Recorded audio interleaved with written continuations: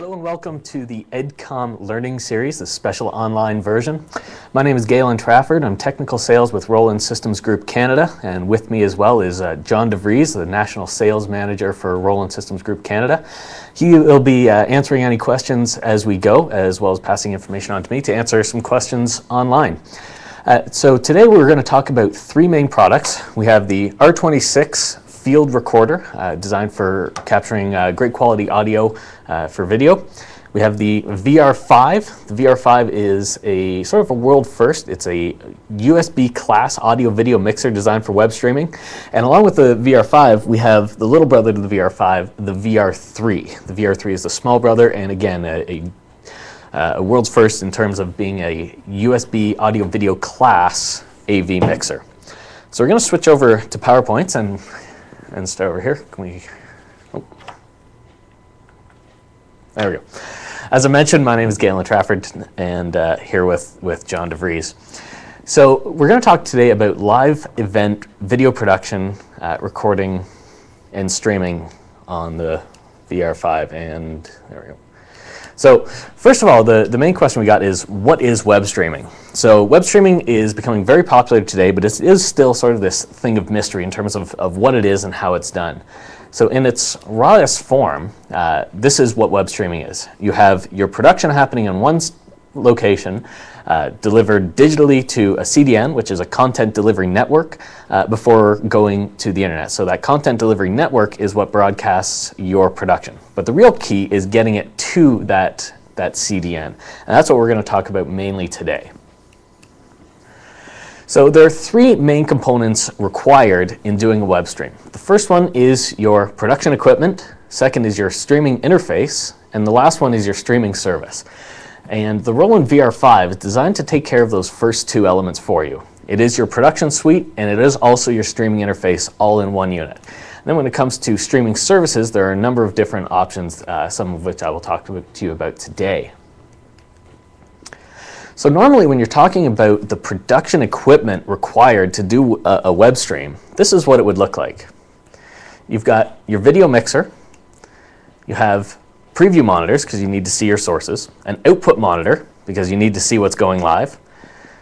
You'll need an audio mixer to mix all your audio together.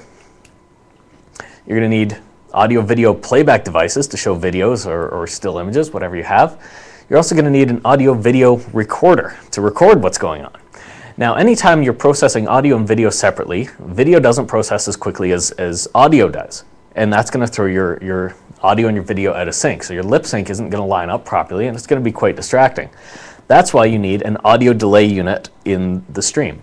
Finally, you take all of this into your AV encoder, which then goes online to your content delivery network. Now, when you take a look at this setup, that's a mess. There's cables everywhere. There's lots of pieces of gear.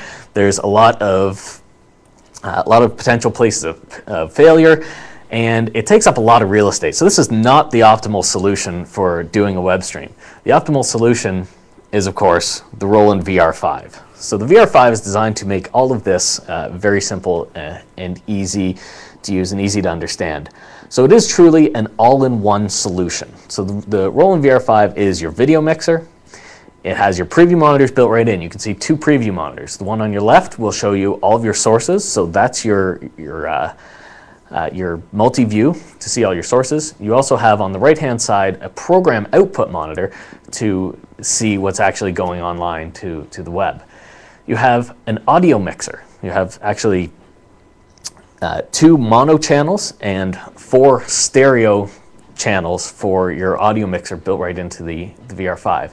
You also have a media player that can play back still images, still images, audio, or video right off of an SD card inserted right into the unit.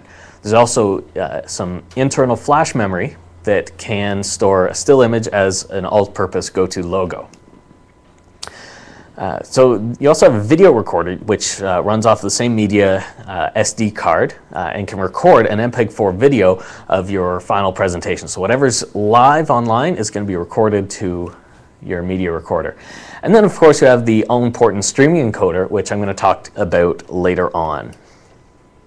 So all of that combines to make a very functional, very simple, easy to use piece called the VR5.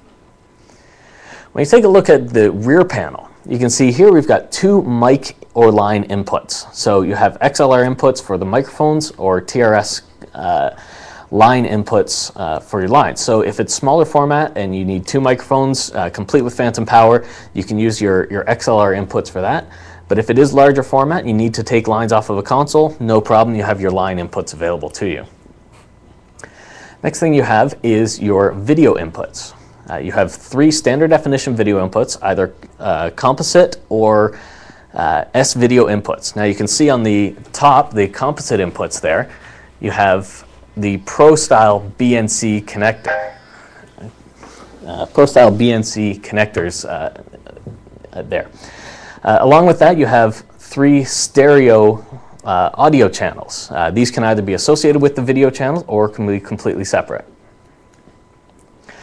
You also have your built-in PC input. So you can actually plug a computer straight into the VR5 for PowerPoint presentations or videos played off of a computer, maybe some scenes from software, something like that.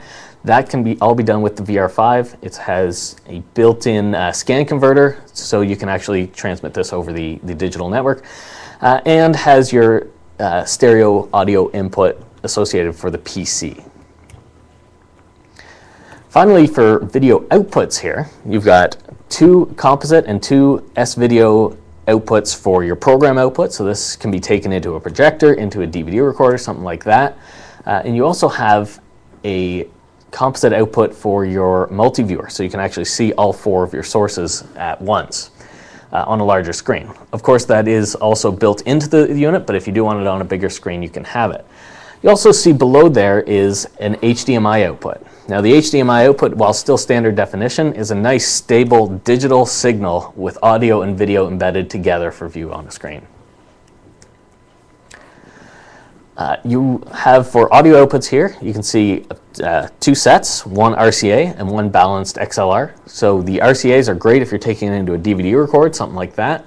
And the XLR are great if you want to feed it into another system or feed a PA system all from the VR5. So you can see here that all of this creates a fully functional production suite within the VR5.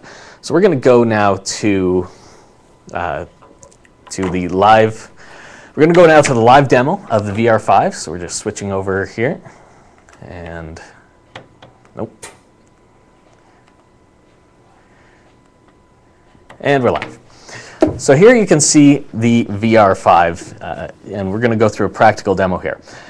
Number one thing you can see here is your audio mixer. So your audio gain pots are here. So these are your mic inputs. So these are your preamps for your inputs available there, as well as a signal and peak light, so you can see when there is source coming in, as well as some basic panning, hard left, hard right, or mono center. Your audio faders are down here, so your two mic or line inputs are here, as well as your next three stereo inputs for your audio, and then the audio for your media player and recorder is built into it right there. So that's your audio channels. For video channels, you can see you have your channels 1, 2, 3, and your media player for your video channels. Now you can see your sources up on the preview screen here, and this is also touchscreen. So you can see you can change your video sources simply by using the touchscreen, which makes things very easy to work with. So you have your three video sources there. As far as transition types, you have three types: a hard cut, a nice mix, and a wipe. The cut is very good for going from just one camera angle to the next, but when you're going from one source, say a PowerPoint to a camera, it's much more natural to use that nice mix. And finally, with your wipes here, you can see right now we've got it set up for a vertical wipe, but to change that is very simple. By hitting the menu button, you can see that all of the menus are very intuitive and touchscreen built right into the unit here. So when we go into the video mix menu, we can come into the wipe setup, and now you can see we've got 8 different wipe formats to choose from. So if we choose something like this nice diamond wipe here, maybe we'll give it a soft edge and come out of there. come to video mix, and we can come into the transition here and change the time. Maybe make it 1 second instead of half second there. So now when we come in to do a transition, you can see it looks significantly different than it did before with the touch of a couple of buttons. So that does give you the ability to be quite creative with your mixing. So for now, I'm going to come back in here and bring this transition time back down to a half second. So now you've seen the video mixing. In addition to that, you have three composition effects. The first two are all handled down here. They're the picture-in-picture and split-screen functions. So I'll show you what those do. The picture-in-picture is your default mode. So when this light is off, you're in picture-in-picture. Turn it on, and now you're in split mode. So picture-in-picture allows you to show one video on your main screen as your background with another video on top. You can see you have your 4 video channels down here. You have the same 4 video channels up here. So simply by selecting your second channel here, now you can see we've gone live with picture-in-picture. Let's choose a different image there. So now you can see down here we have our picture-in-picture source. So we can see the piano player as well as a close-up of his hands done as a picture-in-picture. As you can see, again, it's touchscreen, so I can move the image around and resize it all without going into a menu, making this really functional, really simple to use, even on the fly. So we're going to come out of picture-in-picture mode there and put it into split mode. What if we want 2 people on view at the same time, but not quite as a picture-in-picture? By using split mode, now you can see we have a nice image of his hands as well as the piano player himself there. This is particularly good if you have 2 people you want on screen, maybe they're talking to each other but not standing beside each other. Q&A with an audience member, Q&A across a stadium or across an arena, or maybe even just on the other side of a stage. The split screen becomes a very functional piece there. So we're going to come out of there, and next piece over here is your PC select, PC input and keying section. Just by selecting there, you can go to your PC channel for your PowerPoint slides, or you can also come into and do keying. Now what keying is overlaying text or graphics on top of the video. So quite often you see on TV maybe someone's name on top of his picture, something like that. This can do that very simply. You have chrominance and luminance keying, which means either black or white will disappear and video show through it, or green or blue will show through. Simply select your video source. So to set this up, we can come into video mix, key setup. In this case, we're going to do luminance keying from the player. So you can see we've got the luminance keying color as black and the source as the player. So now when I come into the player, I can choose a still image.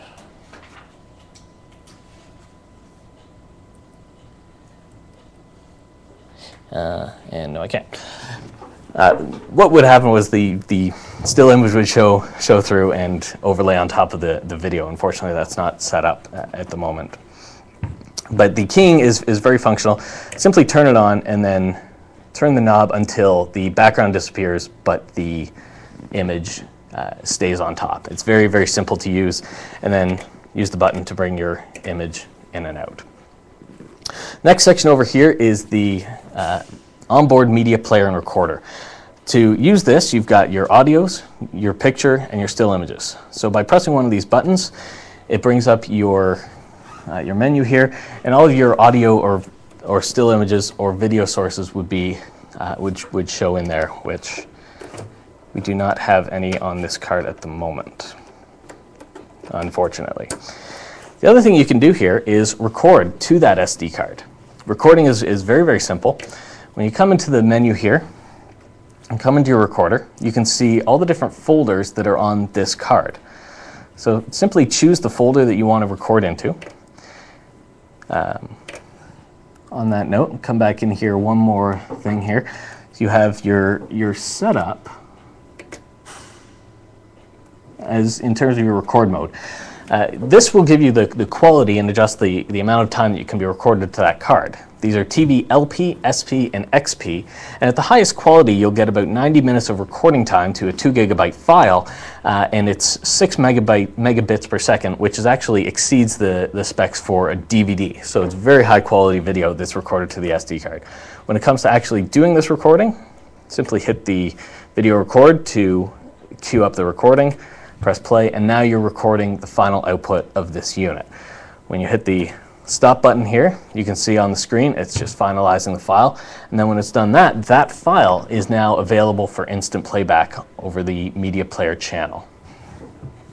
So now when I come into video here, you can see the video file here. So I'm going to select it, select my video player channel, and there's the video that I just recorded. So really handy feature for playing back video, recording video.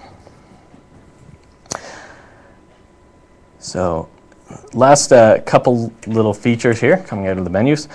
You have your audio output level, so your master output here, as well as your fade to black and fade to white.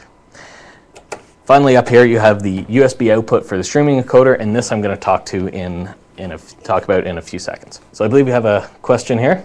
Question from the audience: can this device handle FireWire or computer video input? It does not have a FireWire input, but it does, of course, have the RGB input for the computer. So the standard VGA 15-pin connector will handle any format that you've got.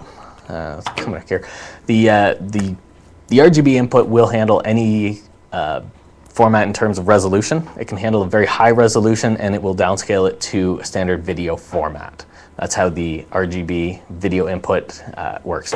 But it does not have the FireWire input. So let's go back to PowerPoints, and we'll continue on with the presentation.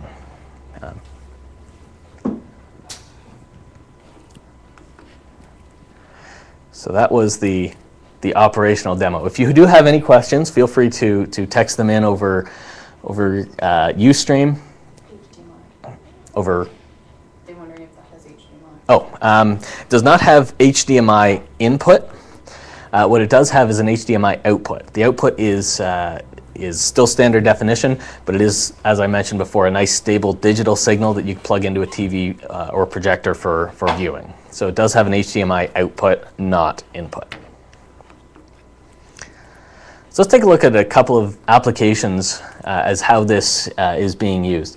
First one is the idea of a high school football game here. You've got 3 cameras coming in to capture the event.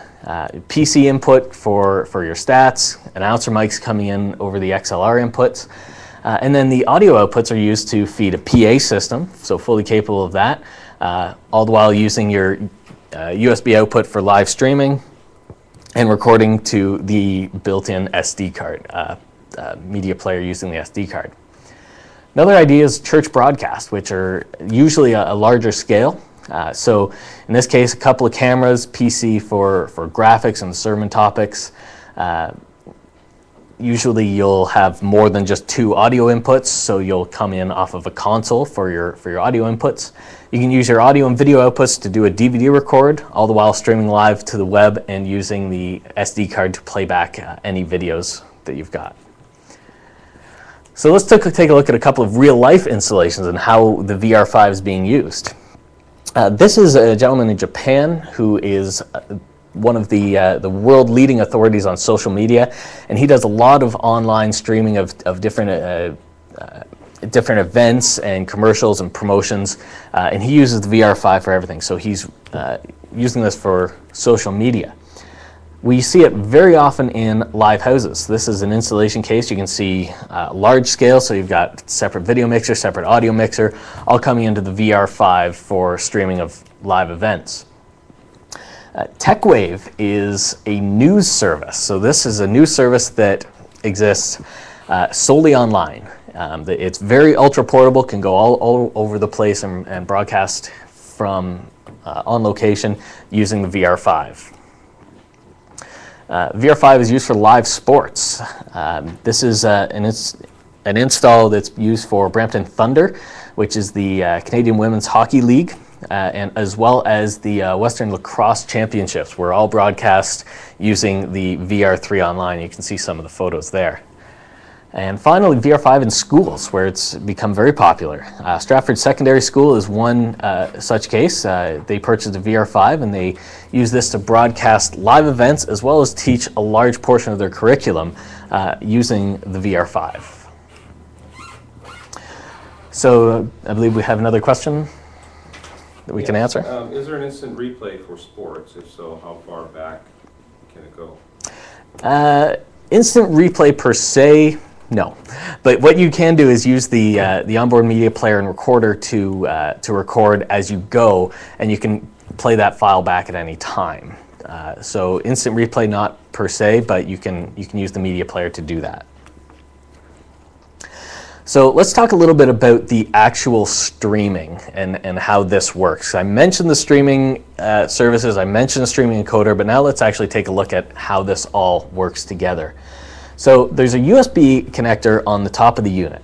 This is a USB audio-video class device. It is totally conforming to USB audio and video specifications, meaning that there's no special drivers required. Whether you're using Mac or PC, no drivers are required. You simply plug the USB key into, or USB cable into your computer, and the VR5 will be recognized as a webcam. So really simple, no drivers required, audio and video together down one cable into your computer.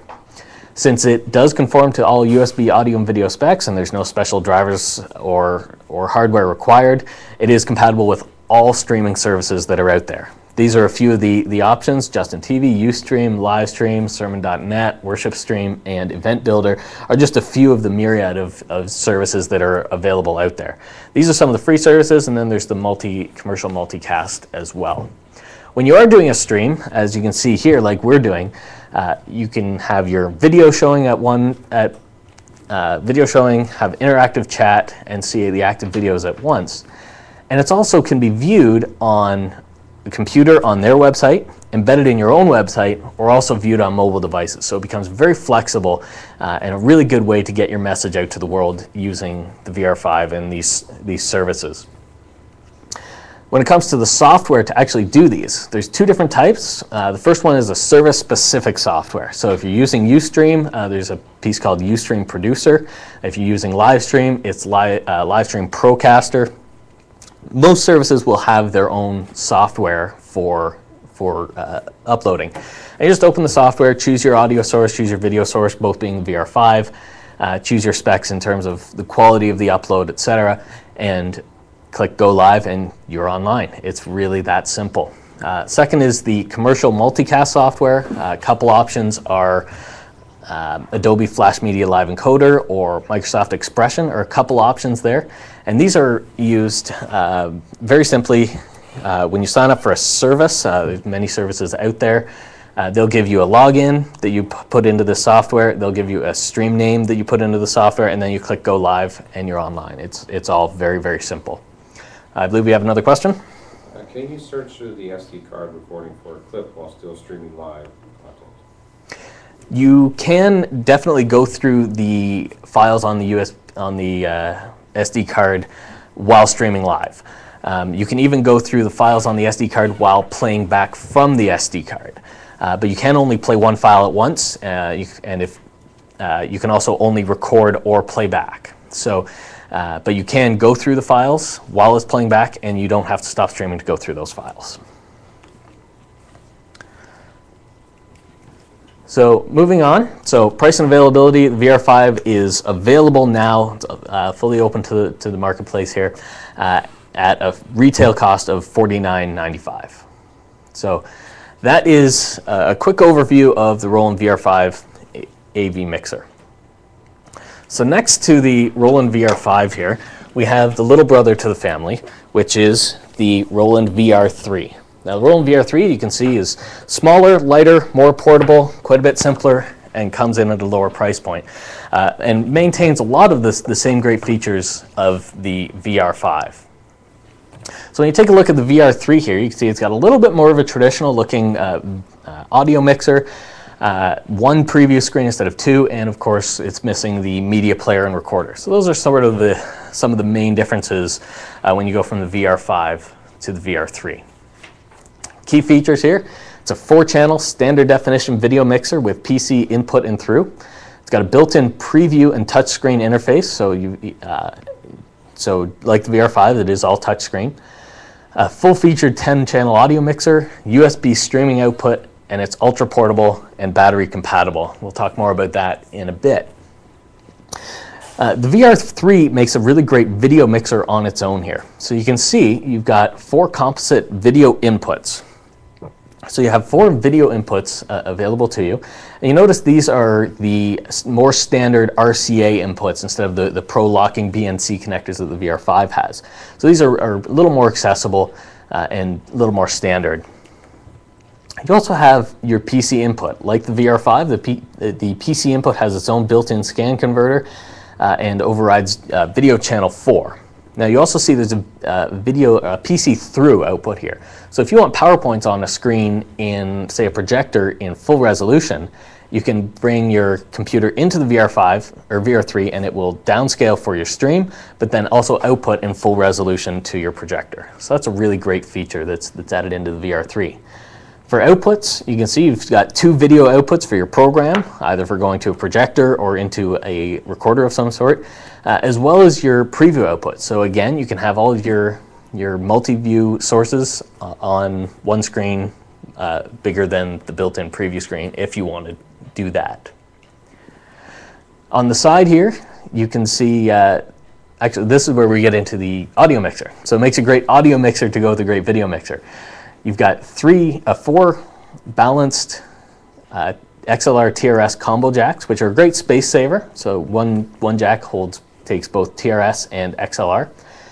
And these also have selectable phantom power. So any microphone on the market or line input will be accepted into the VR3. You also have 2 stereo inputs right on the back. So you've got a pair of RCA inputs as well as a TRS mini jack for stereo inputs. You have a pair of internal microphones built right into the top of the unit here. So these are great for capturing the ambience of the room, or if you're doing a boardroom meeting, this is a great way to capture all of the audio that's happening around you. For audio outputs, you've got a pair of RCA and a pair of balanced TRS outputs. So again, if you're going into a DVD record, something like that, you can use the RCA. If you're feeding a PA system, you can use the balanced TRS outputs for your audio. So now we're going to go back to the live camera here, and we're going to go through the VR3. So you can see, number one, significantly smaller than the VR5 was. So it's actually about the size of a regular sheet of paper, and very light, very portable unit. So what you have here is your audio mixer. So your first 4 channels are, of course, your XLR TRS combo jacks, with your preamp, your EQ, so high and low gain control, as well as panning for each channel. So those are your 4 XLR inputs. Channel 5.6 is your RCA stereo input. 7.8, which is this knob here, is your TRS mini jack. And then above that, you have your internal microphones. And you can see as I turn that up, the lights start going on because I'm talking right next to it. So there's your internal microphone. On top of that, you have a built-in reverb unit. So the reverb unit is great for warming up the sound of maybe a smaller event, one performer, a vocalist and a guitar, something like that. This can add a little bit of warmth and make the presentation much nicer. So that's what the reverb unit is for there. You have your headphone volume for the jacks that are in the front there. You've got an 1/8 inch and a 1/4 inch input there. A separate USB level in case you need to boost or cut the level of the USB audio, and then of course your master fader there. So it is a really great 10-channel full-featured audio mixer. When it comes to your video sources, like the VR5, you have your cut, your mix, and your wipe. Touch screen for changing video channels or using the buttons on the front. The screen here, you can see, is actually dual featured. So right now it's set up to give your multi-view, and you can see that there. But by switching here, now you can see your program output instead of your preview. And by pressing both together, you can actually have an overlay of your 4 sources and your program. So it is a really great single screen that's multi-featured. Like before, you have your picture-in-picture by using the screen to select your background, press your picture-in-picture, and then press your button for the source.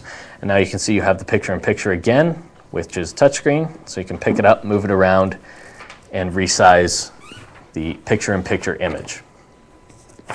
Split screen works the same. Choose your background source using your multi-view, and choose your split screen source using the buttons. And now you can see you've got the preview there of your split screen source. And then keying works the same to overlay graphics or text on top of the video.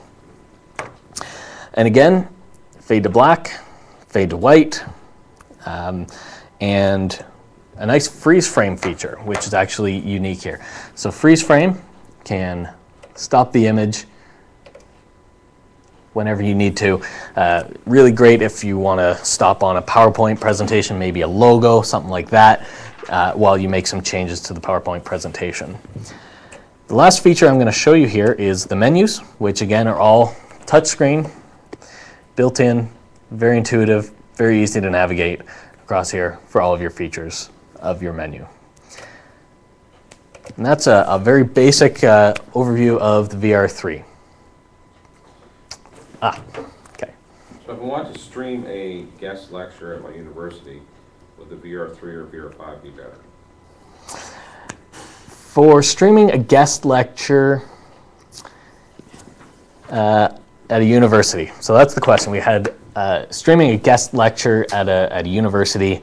Would a VR5 or VR3 be better? It really depends on the level of production that you're looking to achieve. Are you looking to incorporate video within your presentation? Are you looking to record it? What are the cameras that you're using? Remember, the VR5 alone has the media player and recorder. So if you do have video that you want played back from the SD card as part of your presentation, then you're going to need the VR5. If you want to record the presentation, then you also need the VR5 because that's what's missing from the VR3. If it's a basic stream of a couple of cameras, couple of sources, couple of audio sources, maybe a couple of microphones, the VR3 would be very good solution because it's smaller, lighter, very portable. So it really depends on the application. Being able to see all your sources and your program output at the same time is a really great feature on the VR5. So it really depends on the level that you're looking for. But if it's a very simple presentation, I think the VR3 would be a great option for you. So back into the PowerPoints here. I mentioned that it's portable and battery compatible. So Sanyo has a product called the AnyLoop, which is a rechargeable battery that outputs the proper voltage and amperage for the VR3. And this means that it can be ultra portable. For example, we have this gentleman here. This is at the InterB show in Japan last year. Last year's InterB show in Japan. And you can see his cart there. So what he's got is he's got a battery-powered VR3, battery-powered cameras, battery-powered computer with Wi-Fi internet, and he can take this cart all over the show floor and broadcast live from anywhere at the event. So it becomes ultra-portable, completely wireless solution for streaming an event. So just a recap of the key features of the VR3, 4-channel standard definition video mixer with PC input and through, built-in preview and touchscreen interface, full-featured, let's just say 10-channel audio mixer, USB streaming output, and it's ultra-portable and battery compatible. So that's a brief introduction to the VR3, actually fairly in-depth. Once again, when we get into the streaming output side of the VR3, it works identical to the VR5. You have your USB port on the back which carries a USB audio-video class signal into your computer, which is then read as a webcam and is available for streaming to the web on any of the services out there, or it can be used to record to a PC or a Mac. So if you are looking to record and not stream live, you can, with the VR3, you can do that just by coming out of the USB port. Same thing with the VR5. It can be used to record or stream. Like the VR5, no drivers are required for PC or Mac. So the price of the VR3 is $19.95. So you can see it comes in at a very aggressive price point. $19.95 gets you a really great production suite, all-in-one audio-video mixer for web streaming. So 3 closing points before we finish up on the AV mixers. Number 1 is SD is okay. One of the most common questions we get is why is this standard definition and not a high definition mixer? When it comes to web streaming, we say that the message trumps the medium. In almost all cases, web streaming is done in standard definition or significantly lower, usually about 10 to 20% the quality of standard definition, so significantly lower than SD. You can see here a clip from YouTube here. You can see it says 360p, which is smaller than standard definition, and even downloaded audio on iTunes is 128 kilobits per second for your audio, which is less than HD. The other thing is the cost of high definitions. The cost and quality of high definition cameras is much higher than standard definition. There's a lot of standard definition cameras already in place at theaters, churches, schools, etc., and a lot of them are readily available and significantly cheaper than high definition cameras. And then there's the reality of bandwidth, internet speed. You can have the greatest internet speed on your side, and you pretty much need to in order to do a high definition web stream and upload at high definition. And if the person trying to watch it on the other side doesn't have an extremely high speed internet to watch your stream, then it's all for naught. So for that reason, cost and availability of the bandwidth required to do a high definition stream, most of it is still done in standard definition or, as I said, much lower. Next question we get is, how do I do a 16:9 aspect ratio? How do I do widescreen in standard definition that's inherently full screen? It's very simple and done using a process called anamorphic widescreen, which you just set a camera to 16:9 ratio, so you can see the widescreen there. Same thing with computers. And when it comes into the VR5 or the VR3, it's going to squeeze that together. So everyone's going to look a little too tall. You can see those circles there are now ovals stretched vertically, and that's what you're going to see in the VR3, in the VR5. But on the output, whether it's in your projector or your streaming software, you simply say, no, this is not 4:3 full screen, this is a 16:9 widescreen, and it's going to stretch that image back out to be the proper ratio. So your input and your output will match as a widescreen format, and this is the way most web streaming is done today. And then the last point is adding into high definition infrastructure and the concept of a separate broadcast mix. And how is this done? If you already have invested in high definition infrastructure, high definition cameras, high definition mixer, and you also at the same time want to stream online, what you can do is, in line with each camera, simply put a down converter before those cameras hit your HD mixer and take those feeds into your VR5. This is an option of one of these mixers or one of these down converters. This is a SDI to analog converter made by Blackmagic Design. Has a direct loop through for your SDI high definition camera, which will come into your mixer, and at the same time output a standard definition signal composite for your web stream. So this gives you all your camera feeds going into your web, so you can create your own broadcast mix. Same thing with the computer. Just take your direct loop through output from your high def mixer into your VR5, and then you can have your PC as well. Take your separate mix off of an audio console, which is very simple to do. Bring that in for your audio, and now you've got your separate mix. You've got your main mix for your main screen in high definition, and then your separate completely independent broadcast for recording to a DVD player, recording to the SD card, and streaming live. And that's how to incorporate the VR5 into a larger system. So do we have any questions about the VR5, VR3? Feel free to send those in, and I'll address them before we finish up here. So now that we've gone through the VR5 and the VR3 audio video mixers and talked about web streaming, the last product that I want to talk to you about today is shifting focus a little bit into the R26. The R26 is a field recorder that's proven very popular in certain markets. So we're going to go live to PowerPoints here of the R26. So when we're taking a look at the Roland R26 field recorder, my PowerPoint works here. Some of the key features: it's a 6-channel portable recorder. As you can see, nice and portable, fairly small, lightweight, very portable field recorder there. So it has 4 built-in microphones, 2 combo light line or mic inputs,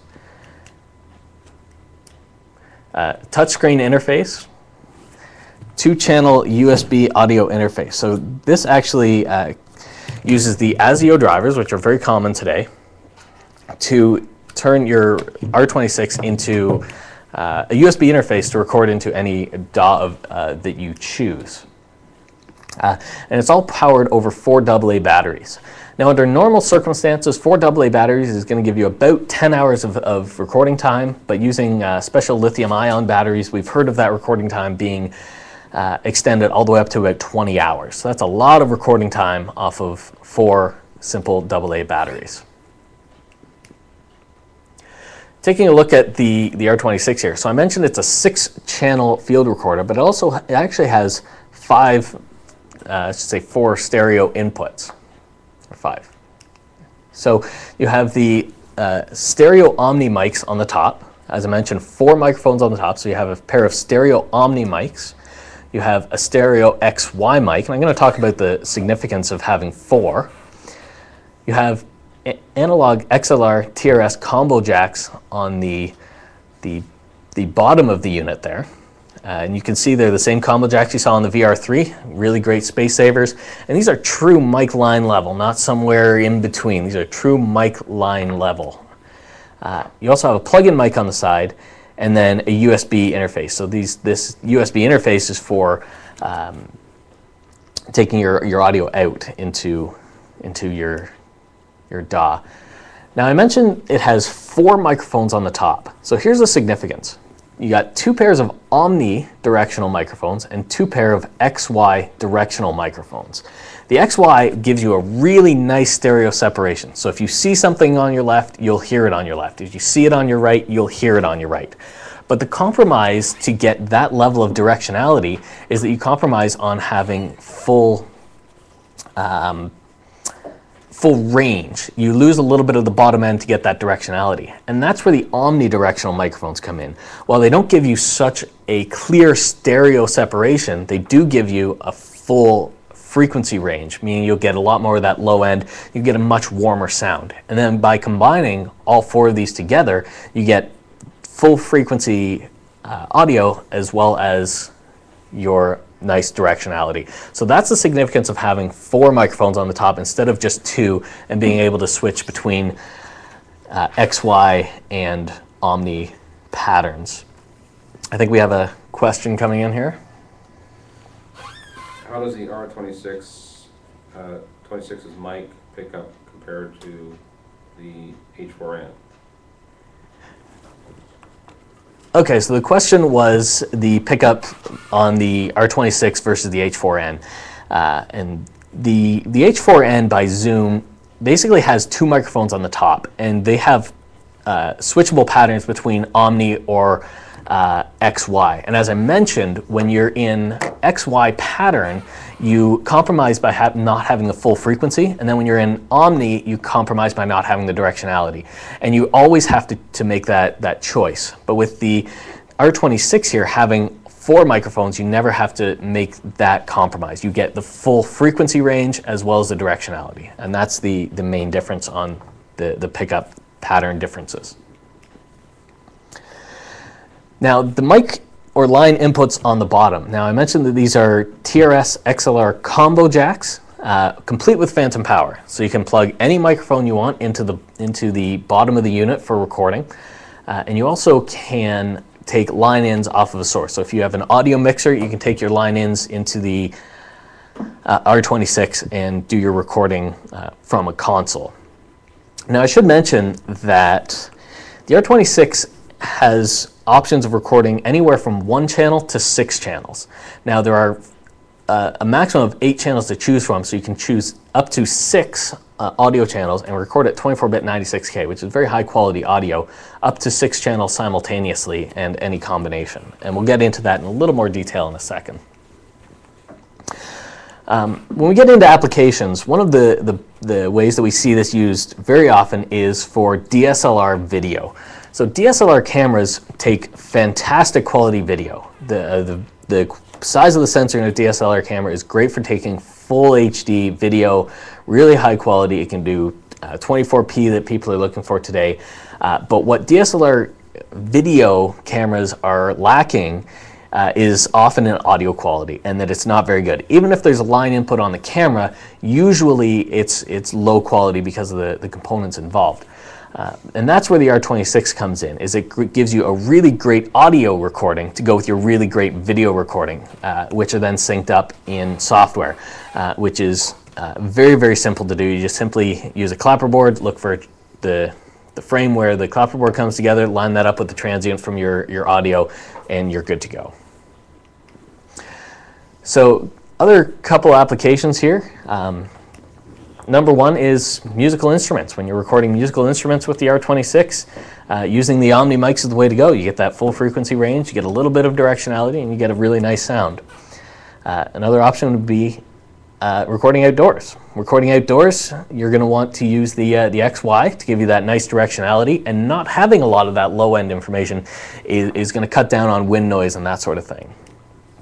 An acoustic concert is really great to have the directionality of the XYs combined with the full frequency of the Omnis. It give you a really good quality recording of a concert. And live events, really great to have the XY to get that nice directionality, capture the audience and everything into the recording. And using the mic inputs on the bottom, you can either come in off of a console or using microphones to capture specific sources. The idea of a wedding ceremony, recording a wedding ceremony. You can see here using the plug-in mic for your podium. You can use your XLR inputs for capturing the audio from the altar. And finally, using the internal microphones to capture the acoustic performance. So this utilizes the different microphones in the R26 to create a really high quality, very versatile recording of your events. An acoustic band, for instance, you can see here you're using the XLR inputs for microphones, in this case shotgun microphones aimed specifically at maybe the singer or maybe a guitar, and combine that with the XLR inputs, with the Omni microphones to capture your full audio. So some of the state-of-the-art features of the R26 are its large backlit touchscreen for easy navigation. So using the menus on board is very, very simple and easy to do, and the screen is very large, easy to read. Easy to read level settings with knob controls. As silly as it sounds, one of the highlights of the R26 is these knobs on the front here. These are, number one, very easy to read, and number two, not graduated. They're not digital buttons for making steps in your audio increase. So when you are recording, you'll get a smooth audio increase, and it won't be distracting, and that will be less noticeable in the final recording. So those knobs there are actually a very popular feature on the R26. It can record in MP3, WAV files, broadcast WAV files, or a combination of two of those. You can actually record MP3 and WAV files at the same time. Really good if you're sending some of your recordings ahead, maybe over email. It creates a very small audio file that you can send ahead. And as I mentioned before, supports all the way up to 24-bit 96 kilohertz audio, which is one of the highest levels that is recorded today. All of this is recorded to an SD card. So on the side of the unit, when you flip this open here, you can see there's an SD card right in the side. This is an SD or an SDHC card, and we can record up to 32 gigabytes worth of information, which is a lot of audio. So right to an SD card. If you do need to use more than one, very simple. Formatted very simply, it's an NTSC format that can be read by any computer out there. IARC conceptual diagram. So this looks a little confusing, a little technical. Basically what this means is IARC are really the highest quality components you can put in. So really high quality preamps, really high quality converters, and really high quality microphones. So all in all, this is sort of a very high quality, no expense spared field recorder. Within the microphone modes, you can see different options there. So if you are recording, say, a stereo file, but you want to use all four of the microphones on top, you can set using these different modes here, and it'll change the balance of more XY, less Omni, more Omni, less XY, or set it completely manually. And then some presets there. You can see a solo, a concert, and recording in the field. And it's going to set the audio for you. Going to choose the best configuration of the microphones for you. Really good starting point. Another great feature is the idea of this auto sensitivity, and how do I set the sensitivity and the level of the microphones to capture a good, strong signal without worry of clipping. And that's done using the sensitivity button here. So it's very simple. 4 steps. You press the auto sensitivity while the sound is going, and the R26 will just listen to what's happening around you and then give you the settings for yourself. So it will just set the sensitivity on its own, because that's done digitally, and then give you a readout. You can see step number 4 there of where to set that level knob for optimal recording. So really, really simple. You don't need to worry about setting the wrong level. Anyone can do it, so very easy to use. There's some editing built right into the R26 here. So if you've got an extra long file that you know you don't need the first, say, 20 minutes of, you can actually go in and chop out the first 20 minutes in the R26, so when you bring it into your software, you've got a better starting point.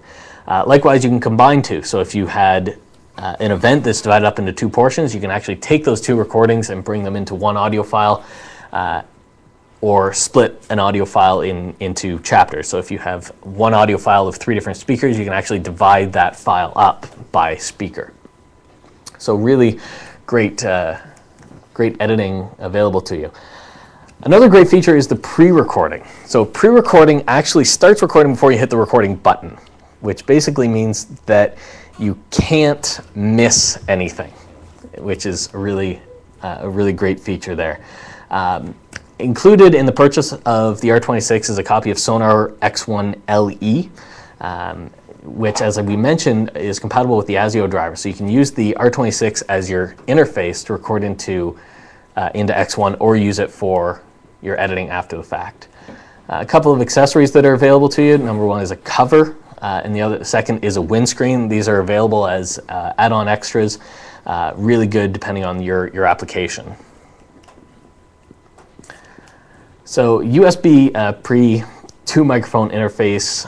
This is the idea of, if you're using this instead of an interface, the Roland R26 is used to take the place of a USB microphone interface. So you can actually just plug this straight in and record into your DAW that way, or using built-in microphones instead of USB microphone. So the Roland R26 gives you that flexibility. So finally, just a key features recap of the R26. 6-channel portable recorder, 4 built-in microphones, 2 combo mic line inputs, touchscreen interface for all your menus and settings, and 2-channel USB audio interface. And again, powered over 4 AA batteries. And that's an overview of the R26. I thank you for your time. And if we do have any questions, now's the time. I understand we do not have any questions here. So Thank you for your time, and we're out.